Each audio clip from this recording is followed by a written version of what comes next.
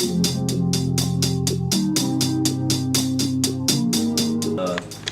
University of Tampa. There we go. Levels are up. We're set to go. This is Jeff Kurnick on Cool Beans. She's out of the building. Who knows what happened to her? Probably went back to England. Couldn't handle America anymore. But in the house today, we have a special guest, Murakami. Yes, sir. How we doing? University of Tampa. Murakami Talks coming here from Ohio, Dayton, Ohio. Ready to represent. Can I get a woo yeah? Woo yeah. Yeah. Let's get it. From Dayton, Ohio. What brings you down here, Murakami? Alright, so this is a cool story. I was scheduled to do a show Friday at this place called the Blue Note. Okay, so I get here, the promoter of that show was not there. And guess what? I talked to the owners. They said that he had canceled the show months ago, and he never confirmed. And you were just getting of this on Friday? Yeah, when I got here, like ready to perform 100% there mentally, and then it just was like, okay, so let's go get some salmon. Yeah, but I mean, talking to them, I was able to perform yesterday, and we kind of cleared it up, so it was cool. And I think after everything, all of the obstacles, it's still been a cool trip. We've been able to connect, and I love the city, by the way. So, yeah. You're welcome anytime. Appreciate you guys for having me and stuff, dude. And I love that salmon. For sure, the salmon is my favorite thing right now. Where did you go for the salmon? Because now I'm in the mood for salmon. Is it Gasper or Gaspar? Gaspar's Grotto? Yes. Okay. With the rice and beans? Mm-mm. You've had it before? In Ivor. So right? Yeah, so am I making this up? You've had it No, before? I haven't. Okay. We're in my neighborhood now. Where is Ivor it? City. Oh yeah, do you listen? Very nice. Very nice. So you've not had the seminary yet, no? No. Okay, so I've not tried out there. I've heard it's a very popular place though. yeah, they had like karaoke that night. It was amazing vibes though. I really, yeah. Okay, very nice. Yeah. Crowd was receptive. Oh, I didn't perform that night. I just was like enjoying it, but Okay. it just was good vibes though. Like, Good. Yeah. Not everywhere in Ybor City has the best vibes. Oh, man. Well, you know. That place does. Thank my father. You know what I'm saying, bro? Making sure we got to experience the good, not the bad. Alright. And, Thank you, Murakami. Mr. Murakami. appreciate you, Mr. Murakami. Mr. Murakami. All right. So, tell me more about Mr. Murakami. Alright, so I was thinking about this the whole way, how I'm going to kind of introduce you guys to Murakami. So what I'm going to do is I'm going to start with rock, you know what I'm saying? That's what everybody calls me because Murakami is kind of hard to say, you know what I'm saying? So Richmond, Indiana is where I grew up, small town, 1 high school, 2 middle schools, probably 5 elementaries, that type of small. So always grew up just with the ear for music and appreciation for music, like listening to it, watching it. It always stopped me from crying as a baby, my mom told me. And I think like I started to sing around age 3. My aunts, you know what I'm saying, Tisha, Kisha, the twins, they're like 13 years older than me. So I would sneak downstairs at night with them. They'd be watching BET, the little music videos. And eventually, like this song called I Will Never Lie by Immature played. And I sung that. And then from that time, like every time I would go around anybody, I'd be singing that. My uncle caught wind of it. He'd take me to the college with him. I'm singing I Will Never Lie to the cheerleaders and stuff. I think we know what he was up to with that type of move. but it built the confidence. I'm guessing your aunt wasn't around when he was singing? Oh no, like nah, we just said that. Okay. Yeah, and, so you know what I mean, yeah. That kind of built up the confidence and like me just like really like understanding that I like to perform. And then we go to age 7. And then, you know, my uncle... This was all before the age of 7? Yeah, before the age of 7. So we go to age 7. My uncle, like actually, he graduates college, he goes to Japan. We go over there to Japan, my grandmother and I, you know, and we just spend like a couple months out there with him, like right before he comes back to America. And then he wrote a rap for me. Like my first ever rap, he wrote it. You know what I mean? My uncle did. But then I was like, this is cool. I want more of them. So then I began to write raps myself at age 7, and then we just continued to write raps. And you know, we built it up to the point of teen years, first studio session, Audacity. You know that program? Not familiar. Audacity. We go on there, you know, in my friend's house, recording freestyles over industry beats. That's all right, I'm rocking, I'm the rapper. Like, yeah. I actually got some stuff that I could go push play and listen to. That's where that comes from. All right, then we go to about age. Well, let me like get to this part right here. My cousin Tremaine, my cousin Gio, Tremaine rap, Gio did beats. Tremaine, I looked up to these guys. Like that's when I was really like, oh man, every time I go around, they play beats for me like freestyle. You know what I mean? And I'm watching them like, man, I'm just trying to get as good as y'all. Like, how can I do this? Continuing to write, nonstop, continuing to write. And my cousin Tremaine ends up going to the military. He's in the Army as we speak, actually. So, you know what I'm saying? Thank him for his service while we're on that subject. But right before he leaves, he links me up with his best friend, Fame, who, you know, he has a studio in his house. And that's where I developed my craft because, you know, he hooked me up with Fame and told Fame, this is my little cousin, take care of him. He loves music. Make sure that he has everything he needs to elevate his game. So Fame would let me come to the studio and I just would be there. And the next thing you know, I go from being there every day to, you know what I'm saying, he might not be there sometimes and I'm still going knocking on the door. His uncle let me in and I'm just up there learning how to work with the program, or I'm there not even recording, just watching other people, just in love with that environment and in love with the process of learning what it was to create music. And then we go from rock to now I'm like, all right, graduate high school, go off to college, Indiana State University. I was there because people said I had to. I didn't really know, like, I didn't really like have a focused major. I was like exploratory was what the paperwork said as far as my major, exploratory. So I was just there to, you know what I'm saying, make my grandmother and my support system like happy and know that I was trying to do something. But I go there, it doesn't end up working out, long story short. I come back to Ohio at this point. Like I don't go to Indiana where my grandmother is, I go to Ohio, that's where my mom is. So we go there, we start to just connect with people. Like I met this manager from Columbus, her name was Michelle. Who is we at this point? I just sometimes talk about myself as we. It's weird. It happens like that because you know, that's perfect that you asked that because this actually goes into like the transformation into like what it was before I finally came back to Murakami. Okay. So then I come back, I start performing with Juvenile, opened up for Juvenile, I opened up for DJ Unk, like, you know what I'm saying, I've done a lot of those type of things. So when I do that, I rebrand this Jigsaw 92. Jigsaw it came naturally as well.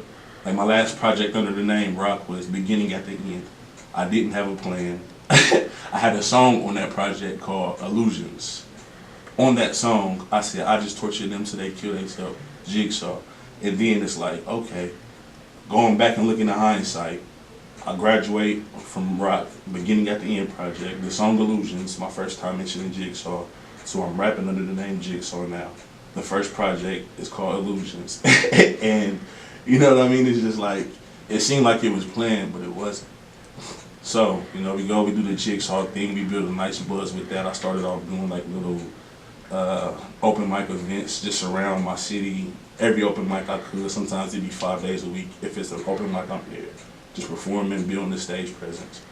So we do that, and then, you know, it just grows until a point where now I'm able to go to Chicago or travel around the United States and perform in these places.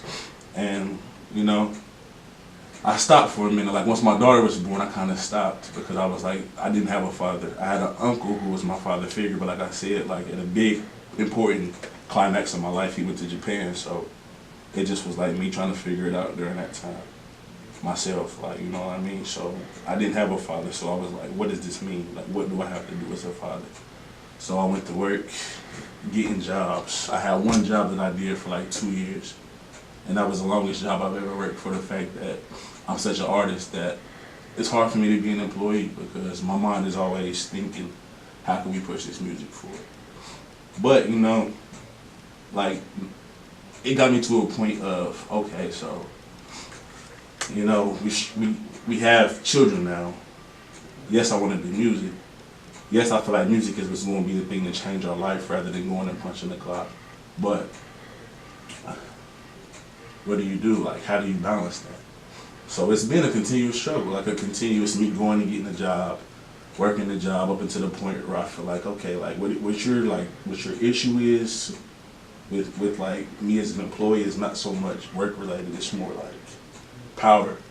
It feels like that. At least it might just be my mentality, but it seems like it feels like that sometimes. Like certain things, I just feel like should not become an issue at work. Like, you know what I mean? Like, Any workplace you go into, there's gonna be a power structure already set up. right. And it's like you approach it like, okay, so I'm gonna do my job 100%. You know, and I mean, like sometimes I might find a way that's like, I feel like if I do this, it's not a shortcut where I'm not doing my work. It's just I feel like this is more time, like little things like that. Just to give an example, it would be like something that'll cause. Okay, I'm standing here, you're standing there. I'm gonna ask you why though. I'm not going to just say yes, sir. I'm gonna ask why, and then when I ask that why, it usually becomes because I said so, and that's really my problem together. Like, oh, I don't understand because I said so. I just need an understanding of why. So you know, I mean, we can move forward with the understanding of okay, this is why we're doing what we're doing. It just makes sense to me. I don't know. I don't know how much time we got because we can get into this story if you want. We got about, yeah, we got an hour and 50 minutes left, so whatever you want to say, All right, cool. lay it out on the line, please. For sure, for sure. So it's like looking at my mother, you know what I'm saying? Like, just like her personality and the way that she approaches work and the way that she raised us was, you know what I'm saying? Everybody's equal, regardless of what level they're on in anything. So my approach to that is let's have an understanding. Like that's the biggest thing. Like, I just want to have an understanding. And sometimes like people don't want to get to that understanding. Like I said, that causes problems for me in the workplace. It's caused problems to where like I've had to look in the mirror and be like, so what is it that you have to do? Because like I said, I just know for a fact that being an employee is something that I might not be able to excel at. Like it'll probably continue to be the same process because I look at my mother and it's been the same process. Like you go to work, you love it, something happens, you know what I mean, and then it's a struggle and then it eventually just gets to a point where that dwindles away and then you're back at square one. Instead of that, like I'm looking at the pattern and I'm like, so what needs to be done is that I don't give up. So while we've been in Tampa right now, like I said, regardless of that situation with the show falling apart, since then I've walked around the mall, the beach, everywhere, shaking people's hand, introducing myself, showing them Someday, which is my new single, by the way. And just like, you know, getting their opinions, like, you know, right here, right now, I'm gonna shake your hand, regardless if we don't know each other. I mean, you may not like it, you may, either way, I had to take that chance, because if I don't, time will pass, and I'll still be trying to pick up from behind, rather than going full force now and just wherever we land, you know what I mean? So, that's that. There's a lot of, you know, social media tools out there to get your name out there, but I think, personally, the best and longest standing way of advertising is word of mouth, which sounds like you're doing a great job of doing. Yes, I appreciate that. Okay, we kind of got thrown off, but I left off at Jigsaw 92, right? Yes, we were at Jigsaw 92. My bad. Sometimes I do that, so please bear with me. Like my mind, it be just like, you know what I'm saying, for food. I don't think you guys can see the hand gestures Murakami is making over here, but it was just imagine for food. You know? you guys got it. Alright, for sure. So yeah, back to Jigsaw 92.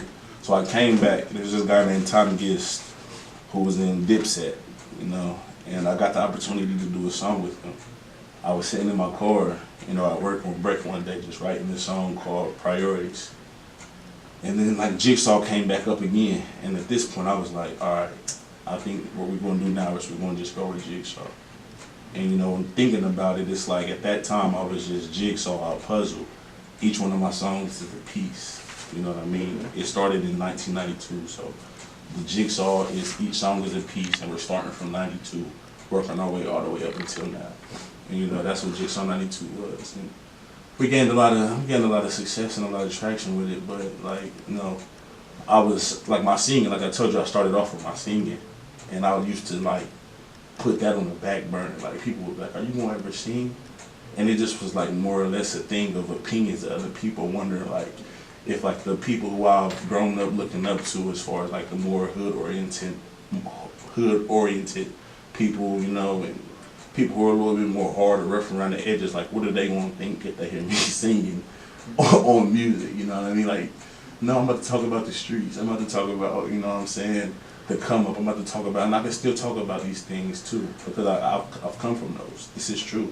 Well, I think if we Sorry for interrupting, That's no but if we look at the way you handle the workplace, you stuck to what you know and what makes you great. Right. And I think that's the same thing with your music. You're gonna sing because that's what you know makes you great. Yes, sir. And that brought us back to Murakami again. Like, okay, we're not gonna go rock. That's the nickname. We're not gonna go Jigsaw 92. We're gonna go Murakami. Which also, when I was in school, I was like, man, it's too hard for people to even say that name. You know what I'm saying? Like, we're gonna just put Murakami over there. We're gonna just do rock. But now it's like, no, you need to know Murakami because like this is like the purest form of who I am. This is me telling you everything, showing you everything. Like there's nothing to hide. Like I could talk about the fact of, you know what I'm saying, back then saying there's no way that my lights gonna ever go off, and then being like, man, the lights is off. What we gonna do? We got some candles, we got the light, we got the lights on the phone if we get down to it. Like coming to that, coming from being a kid and games meaning everything to looking at my children and going and pawning my Xbox, like that was a big climax for me. Like realizing like the Xbox, the TV, these things mean nothing. We can pawn this. What's important is the children having what they need. What's important, and on top of that, it's a distraction. Take time away from the TV, take time away from the Xbox. Get out here and focus on what's important. Focus on providing. Focus on bringing this dream to life. Like, you know what I mean? And it's been a journey, but you know, Murakami, that's who it is. Like, that's the only person I could give you honestly. And then you look through all of the songs that I'm going to present. You're going to look through every time I talk to you. You're going to look through everything that I present to you. I'm like, that's Murakami right there. It's not, there's nothing else I could give you. Like, Jigsaw it was cool. You know what I'm saying? But at the same time, like, even like with, you know, my lady, it's like, you know what I mean? It was the time where she like, I don't like Jigsaw. Like, for real. Like, I don't like Jigsaw because it's jiggy. It's, you know, that, you know, It's jiggy? yeah, it's jiggy. Like, you know, it's that. I only know that Will Smith song. I'm not sure if that's the exact usage she's going for here. Nah, it's like Jigsaw. You know, everybody got their little like shortened version, so I just would go with jiggy. Like if I'm on a song and I'm trying to like get you to dance, get you to turn up, you won't hear a whole bunch of jiggy ad libs in the back. You won't hear the woes. It's just a different energy. It's more or less like the young wild like party starter. Like, you know what I'm saying? This is like the guy who gonna turn the party up and get everybody just on another level of litness. Like if it was lit, it's literish. Like, you know what I mean? Like that's jiggy. So, you know, it got to that point and it's like, you know, it caused a big situation where like I ended up like, and I can't even say ended up for real because I got control of myself. But you know what I'm saying? I was in a position where I ended up cheating. You know what I mean? Getting caught up in that. And you know what I'm saying? That's really like where I stopped for a minute. Like again, like I had another point where I stopped. I had a mixtape under Jigsaw 92 called Illusions 2. It built a lot of attention and it built a lot of momentum. But that cheating situation, it just like stopped everything because it's like, oh man, I had control. Like at the end of the day, for me to say, you know, it went certain ways and there was certain temptations. But at the end of the day, you know what it means to walk away from that. You know what it means to not even be in that position. When you go there and you have an idea in the back of your mind, like this could possibly happen. So, you know what I mean? Like, you know, it just was a lot of like looking in the mirror and fighting. And there was a time where I just was like, man, like, what do I have to do to get back to 100? Like, I didn't have the same confidence that I had. Like, I lost a lot in myself within, like, going through a lot of the different struggles of, you know what I'm saying, like looking at things that I wasn't proud of having done and just realizing like it was just the fact that you lost control. You looked at the success, you looked at, you know what I'm saying, the attention, and you let that mean more to you than, you know what I'm saying, what got you there. Like the fact that you got a woman who, you know what I'm saying, is raising your children the right way. The fact that you got a woman who's willing to be like, all right, you go do these shows and I'll sit here with the kids, like, you know what I'm saying, so you can make this happen. You know, me kissing my children, telling them this is going to happen, like, when I'm leaving the house. Like, you know what I'm saying, and then, like, you know, just to not be solid, like, I lost confidence in that, like, for real, like, and it made me stop. But, you know, I just was dibbling and dabbling a little bit, you know, in making music still over the course of that. And, like, a lot of my music now, like, you know, I'm singing for one. And a lot of those songs are like more geared towards the love, more like even Someday. Someday is a song about like, you know what I mean, starting, seeing that girl for the first time, not knowing, but you got a feeling. I got a feeling that we can do something great together. Like, I don't know what it is, but let's explore it. And then you begin to talk and you build chemistry. And the next thing you know, you get to hanging out, and like things go your way when you're hanging out. Naturally, it's not like we're just sitting here forcing things to go great. Things are just going great. Like in the beginning of our relationship, like it just was nonstop. Like I remember we went to a Redskins game. I'm a huge Redskins fan. We was about to pay for the tickets. A guy walks up to us. I got these tickets if you want them. Front seat. Like we were so close we could smell the players. Like I'm like, I don't know if you want to smell those players during the game. Oh man, I definitely didn't want to smell them, but the fact that I could smell them, I was like, man, I never sat this close to a game before than in high school. That happened. You know, we going to look for a dog. You know, I mean, some guy walks up to us with a Russian blue cat. I don't know if you know about Russian blue cats, but those cats are, for one, highly expensive to get. But also, they're beautiful cats. My favorite cat we ever had in life. Perfect cat, like, you know what I mean? And just gave the cat to us. Like these things, like this is just a long list of just like blessings that came just for the fact that we were together. So it's like, man. And then you get to the point where the adversity starts to come in. When that adversity comes in, it's like, all right. We had a point where her mom's like, oh, I don't want you with him. My mom's like, oh, I don't want you with her. So we hop in the car. One time she sneaks it's like out. Romeo and Juliet. Yeah. Yeah, like one time to my mom, she goes to Atlanta for vacation.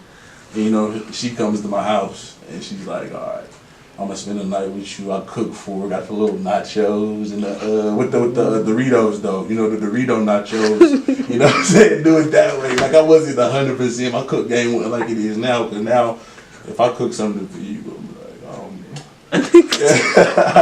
You said Murakami, right?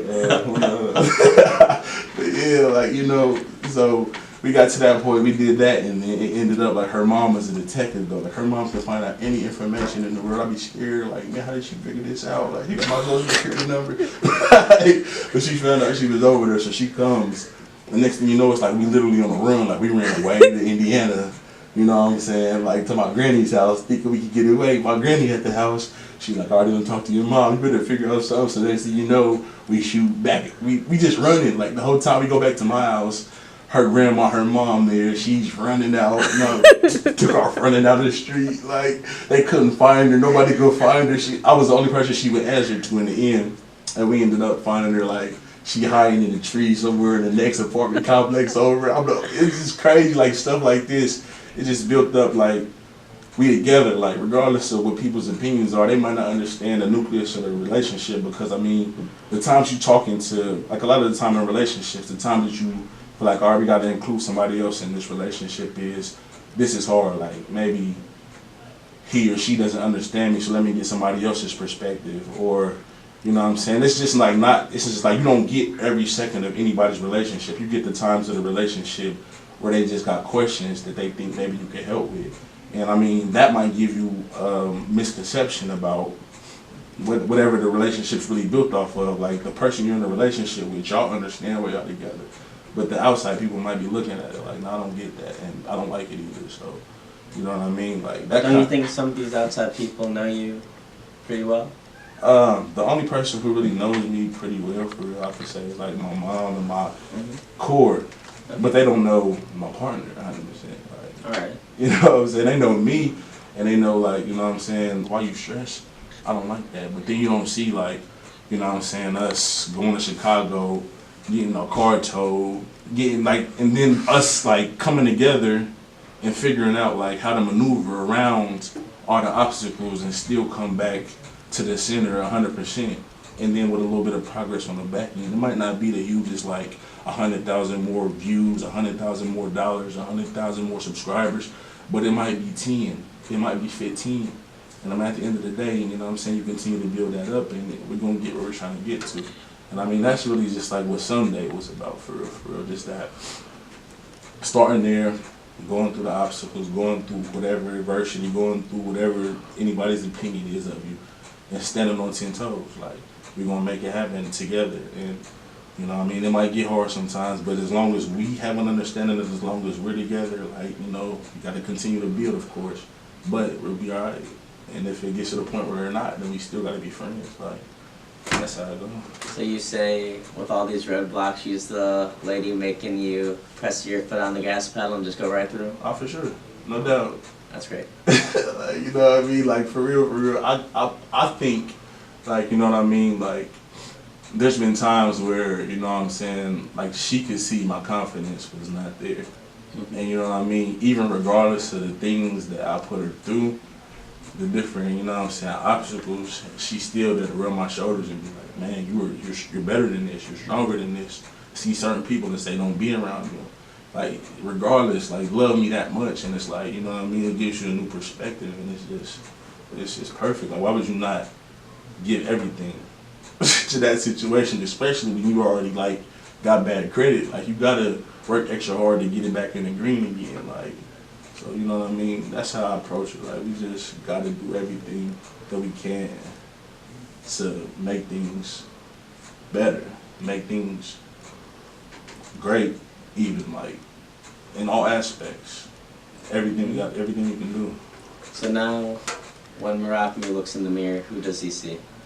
He sees somebody who still got work to do. Like, my braids right now need to be retwisted and my sides need to be cut for this. It's like, you know what I mean? But personally, I don't know what you mean. I can't do braids myself. You think it'll look good with them?